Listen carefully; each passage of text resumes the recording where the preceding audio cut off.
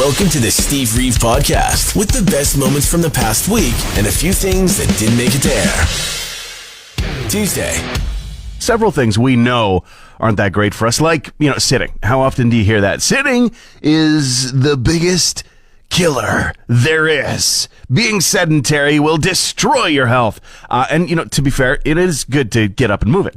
Even myself in the studio, like once an hour, I make sure that I'm, not just sitting here for forever, get up, do a little pace. It's little things like that can make all the difference. But apparently the exercise angle to try and offset the amount of sitting that you do, the whole 15 minutes a day can offset the negative effects of being sedentary during your office job.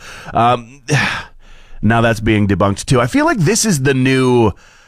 when I was growing up in the 90s, even into the 2000s, I felt like every month there was the new thing, butter's bad for you, so you better have margarine instead. Oh no, we found out that margarine is bad for you now, so butter's actually better. Have a glass of wine a day, because that's good for you. Oh wait, no, you can't have a glass of wine a day. That's not good for you. It just went back and forth, back and forth, back and forth. New study this, new study that. Now it's sitting. Now it's little bits of exercise. Now it's how much you can fit into your day, and it's a little tiring at times, I gotta say. But hell, I know that the one thing that has remained true for trying to be healthy is, hey, good diet, get a little bit of exercise. I don't think that's ever changed. The vibes were incredible as I was there on Saturday night. Not there even for the game. I didn't get to go see Shania. Like, there was no way to even try to get into that standing room only kind of situation. It was jam-packed. And then it was busy doing some other things, and I was, out for dinner with some folks, but I was kind of paying attention because I just felt that, win or lose, it was an elimination round after all, but win or lose, there was going to be some vibes within Edmonton on that night, and there were. Of course, the win was 8-1 by the end of the game, and big celebration, of course, as it meant no elimination. Another chance. I love the meme that's been shared around, Lloyd Christmas from Dumb and Dumber in the Oilers jersey, so you're telling me there's a chance. But immediately after the game was finished and people started dispersing out from the area into the rest of Edmonton, I was near White Ave, and the honking began. The honking began, and it did not stop. I'm telling you, until 2:30 in the morning. There was some pauses, but in general, the honking did not stop. The celebration, the revelry, so many jerseys. Every single person who's wearing their Edmonton Oilers regalia in some form or another, just absolutely thrilled to see each other. People standing by the roadside, holding up signs, getting honks. It was crazy. It just did not die down until at least 2:30 in the morning. And that was only because it was the, hey, you don't have to go home, but you can't stay here time of night. You're listening to the Steve Reeve Podcast from 100.5 Cruz FM. Found, I guess, or not really found, but revealed herself. Oh, God, that's not the way to say it. That's an unintentional pun. Oilers girl from a few games back after a big win for the team, big celebration, happened to go viral because, she lifted up the jersey, showed what was underneath, and everyone went, wow. No longer just Oilers girl. She put out a video that I don't know where it was originally sourced, but shared by Barstool Sports on Twitter is where I found it. And, just some things to say. Oilers girl. Actually, my name's Kate, but here we are. So I've thought long and hard about what I wanted to say to everybody. I can understand that. It has been a while, since the viral moment happened, and all I saw since were people just trying their darndest to discover the identity of this person. There was talk of, offers from certain various websites saying, hey, we'd like to pay you money so that more of that can happen. Nothing really came of it, but this is what she did want to say after much deliberation. You could be the most perfect, godly person in the world. You could save kittens from a river if they were drowning. Someone's still gonna hate you. So you know what? At the end of the day, I got drunk and whipped my out at an Oilers game and they went viral. You if you don't like it. Woo!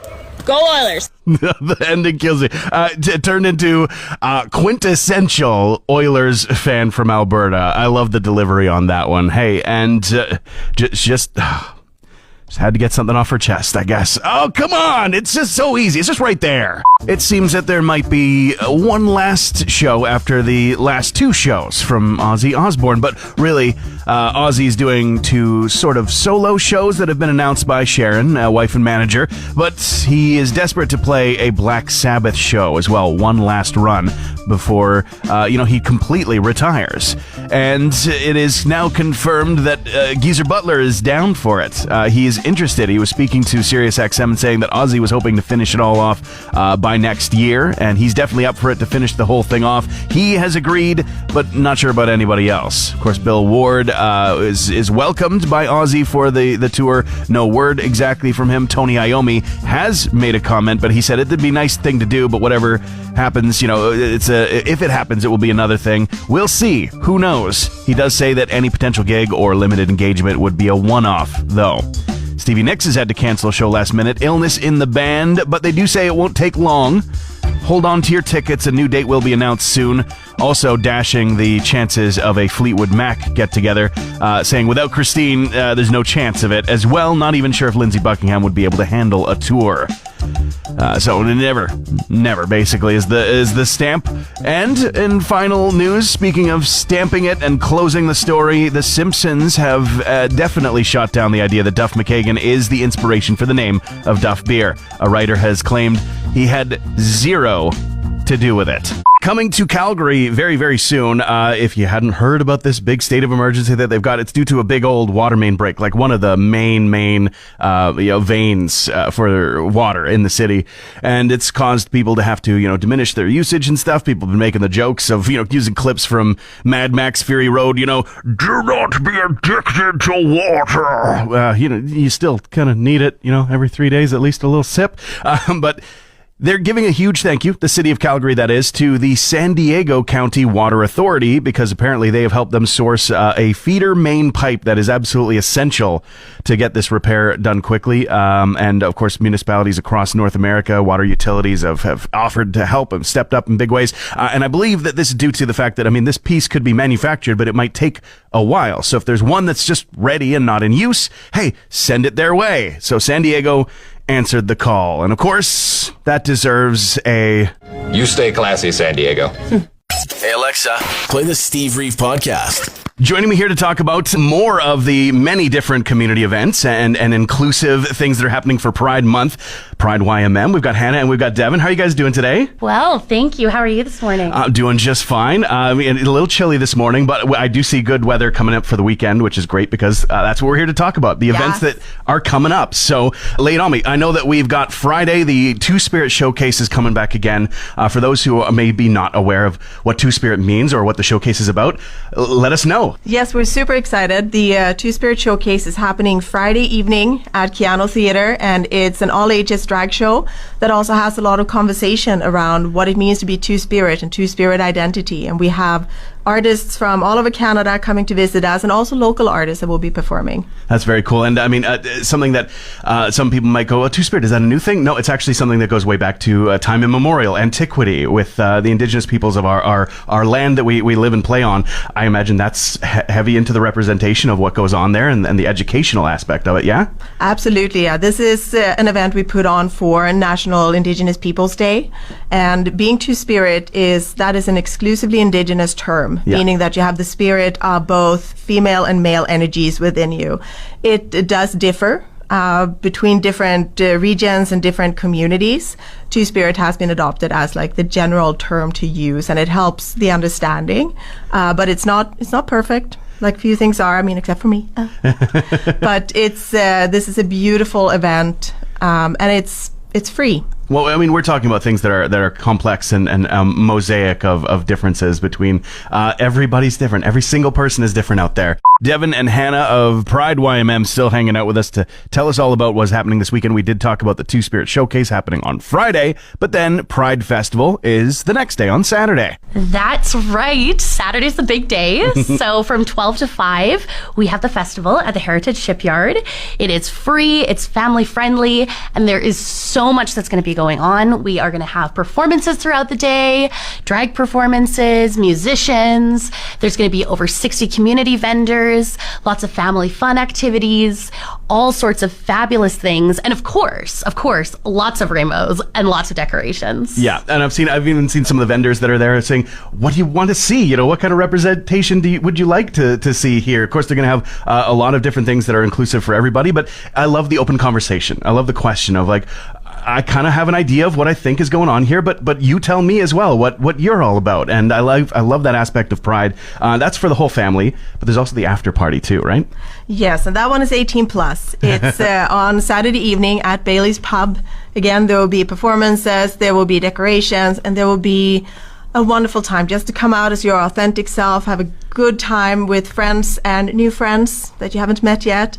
Whether you're part of the community or an ally, everyone's welcome. Yeah, or even just you're wondering. You know, maybe there's something you don't know. You're not part of the community, but you're curious about what it's all about. Questioning is actually part of the acronym. Absolutely. No One Left Behind, the theme for Pride Festival 2024, equality, justice, and freedom for all. A message that it needs to be echoed until it doesn't need to be echoed anymore. So we're happy to signal boost that and support in any way that we can. If people want to find out more, before the events actually happen, maybe want to click into a website, where can they find you guys for resources? Very easily at prideYMM.ca. You can find everything about Pride Month, about our upcoming events. We have some more events coming up next week as well. And you can find more about resources, learning, educational materials. Yeah. If you're looking for any sort of resources, mental health-wise, or you're just curious about learning more, prideYMM.ca. It's not just June, it's year-round. You guys have resources for every month of the year and every person that's out there. So thank you again for supporting and for being here to tell us all about it. Thank you so much for having us. Have a great day. You too. Best of luck for the weekend.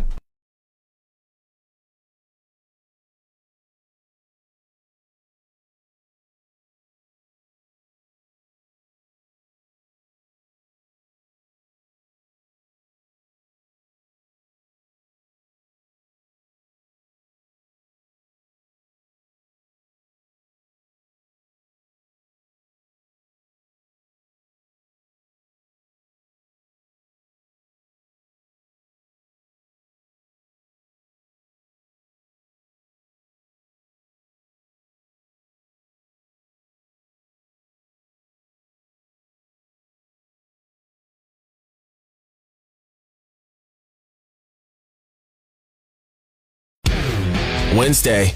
American fans probably went psycho after the last two wins from the Oilers in the Stanley Cup's finals. Of course, meaning Game 6 happening for sure. Edmonton ice on Friday night. That's what's going down. And that means potentially Game 7 set for Monday night, depending. But what then? It's time for the big question asked way too early on a Wednesday morning to get those brain cells working till the end of the week. And the question this morning is, how will you be filling the void after the Stanley Cup finals are over? Many different ways. Some people might turn to food. I mean, depending on how it goes Friday night, Ribfest is in town this weekend. Might just be filling the void with some barbecue. I don't know. We'll find out. What is it, though? How are you going to be distracting yourself? How are you going to be making it on to the next one? Maybe you're just following some other sports that are happening in town. Giants season right here at home is continuing. They're going to be back in town for some games starting this week. So there's an option for you. Root for the home team right down there at Legacy Dodge Field. Let me know, though. The big question is out there, and that means text it in, call it 780-715-2789, or join the conversation online. How will you be filling the void, after the Stanley Cup finals are over? Feeling older than your age? Well, people over 45 on average feel 12 years older than they are, according to a poll. And joint pain is to blame. Apparently, it's a big factor. I feel that I'm, 37, but then again, I also feel like I have no idea how old I am. The only indicator really seems to be how much white hair I have in my beard, which all started appearing after the 2016 wildfires. So, very thankful for that. But really, that's the only indication. You look in the mirror and go, oh yeah, okay. Got a little age in my face, but I certainly don't feel 12 years older than I am. Guess I'm not 45 yet, but I often have to remember how old I actually am. Have to do the calculation of how many years I've been around on the planet. Though the other day, I did stand up from sitting on the couch and my knees clicked in stereo, and it was loud too. That certainly helped me remember my age. Thanks for listening to the Steve Reeve Podcast from 100.5 Cruz FM. Celine Dion, who has been everywhere lately on the internet, and it's all in service of promoting the documentary that's going to be coming out, I Am Celine Dion, which largely has to do with not just her career, but most recently her diagnosis with stiff person syndrome, which is something that occurred in 2022, but has been part of her life since before then. That was when the diagnosis happened. It causes affecting the brain and spinal cord, causes stiffness, posture problems, sensory issues, and of course it was also causing issues with her being able to sing as incredibly talented as she is able to do. We're going to learn more in the actual documentary available on Prime Video as of Tuesday of next week. Noel Gallagher in the news as a non-music story entry, actually. It's adjacent, but it's his handwriting being used by the team, the Manchester City team in the Champions League, the FA Cup, the Carabao Cup, and any matches in the 2024-25 campaign. Noel Gallagher, his handwriting used to help put those kits together, apparently. I don't know how that deal came through, how that got worked out, but congratulations, I guess. No word yet on a reunion with Oasis, of course. Video games. It's a great pastime, great art form, and I've had so many great experiences from way back in the day, even in the arcade. We didn't really have one here in town, but anytime I had a chance to be in an arcade when I was growing up, I was there, just feeding coins into the fighting games. And some big game announcements came out of a Nintendo Direct showcase yesterday, including, new top-down Legend of Zelda game. You actually play as Zelda, a new Mario Party game you could lose friendships to, and an absolutely bonkers announcement of the Marvel vs. Capcom Fighting Collection coming out later this year. So I put up a whole blog about it now, cruzradio.com, but if you were an arcade kid back in the day, you spent some time in the Marvel vs. Capcom section of that place, of that arcade. They would have a whole corner, a whole wall dedicated to it. And in this collection of games, it includes the crown jewel, Marvel vs. Capcom 2, for the first time in decades. Haven't been able to get this game for so long, legally anyways, as well as this Punisher game that's in there in the collection. Never even made it past the arcade to computers and consoles, at least in North America. All of it with online play, so you can trash talk and fight your friends. My inner child officially freaking out. Thursday. I don't know how I did this, a last-minute dentist visit for after the show. I only called them yesterday. Just the luck of, I think, filling in a cancellation. Get it? Filling? Huh? Yeah. I don't love every sensation while you're in the dentist chair, but I do love the ultra-clean teeth afterwards. You just can't stop, checking them with your tongue. You know what the real unspoken skill of the dental profession is, though? It's when you're unable to speak, but they still manage to keep asking you questions like Jonathan Frakes hosting a mystery show in the 90s, you know? Ever gone mountain biking? What do you want to be when you grow up? What's the right tip? Have you called a plumber to your home lately? How superstitious are you? How much money would it take to make you spend a night in a cemetery? And more. The skill isn't the questions, it's in understanding somehow everything that you're saying with different tools and various devices in your mouth. So, are you going anywhere for the summer? Oh yeah, I hear it's lovely this time of year. Queen might have just signed on the dotted line, reportedly, on one of the biggest acquisition sales in music history. Variety is claiming that sources say $1.27 billion US is what the final price is for Sony to purchase Queen's entire song catalog. Now, they have been buying up a whole bunch of stuff. Bruce Springsteen sold his catalog to Sony for $500 million. A couple years ago, Sony acquired Bob Dylan's back catalog in a huge deal. Michael Jackson, they've got a 50% interest in his music catalog, at least, and that cost them $600 million. But $1.27 billion is what might have cost Sony to get all the access to everything Queen. The Download Festival has seen a huge epidemic in food poisoning, unfortunately. Over the weekend, this big rock and roll and metal festival took place. Queens of the Stone Age, Avenged Sevenfold, Fall Out Boy were playing, but food stalls had to be shut down. There were threats of boycotts, and up to 500 people were affected by a real food poisoning pandemic. Very, very sick people in a festival atmosphere. Those porta potties must have been nuts. Friday. It is Game 6, after all, for the Stanley Cup Finals, and I know everybody on Team Oilers, Team Canada side hoping for Game 7 at this point. A double elimination round possibility for Monday. Depends on tonight, of course. The question I'm asking, though, is what is the wildest sports superstition that you have encountered? Get into the conversation online on our social media. Of course, we're on Facebook. Community Cruise is the page. And then on Instagram, 100.5 Cruz FM. Got a couple of responses so far. I love it. John saying, hey, if it works, it works. And it does, in fact, work.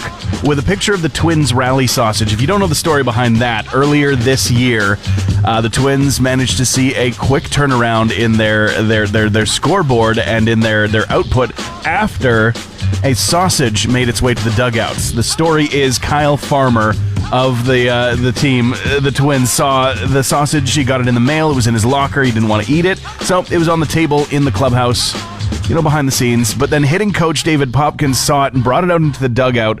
It showed up in the middle of a game, literally just before the 6th inning. And then it was back-to-back home runs for the Twins, and immediately a new tradition, a new superstition born. Ashley saying that anytime somebody doesn't wash a piece of clothing during playoff run, eyebrows might get raised. But also, one time, read about a football coach who would eat the turf of the field they were playing on. Well, you gotta find your fiber somewhere. We all hate how much we're spending on the streaming services, and 5 men came together to make their own. Totally illegal, massively illegal, and also massive selection. Almost 200,000 TV episodes and more. Larger selection available than Netflix, Prime Video, Disney Plus combined. And they're only charging $9.99 a month. That's a bargain. They called it Jetflix. That's how they got away with it, at least for a little while, was disguising it as an aviation entertainment company. Jetflix. But they were selling those subscriptions to anybody and everybody who would want one, and for cheap too, but generating millions of dollars in revenue, and of course, super illegal, so that was causing charges to come their way. The main person involved now facing a penalty, maximum 48 years in prison. Holy cow. I don't know. Is it worth the risk? I'm tempted to put together my own. I'm thinking like Jamazon Prime Video. Yeah, let's do that one. Or we could call Disney Plus. You know what? Never mind on that one. Transmission over. Want more Steve? New podcast episodes happen every Friday, or just tune into the Steve Reeve Show. Weekday mornings starting at 5:30 a.m. on 100.5 Cruz FM.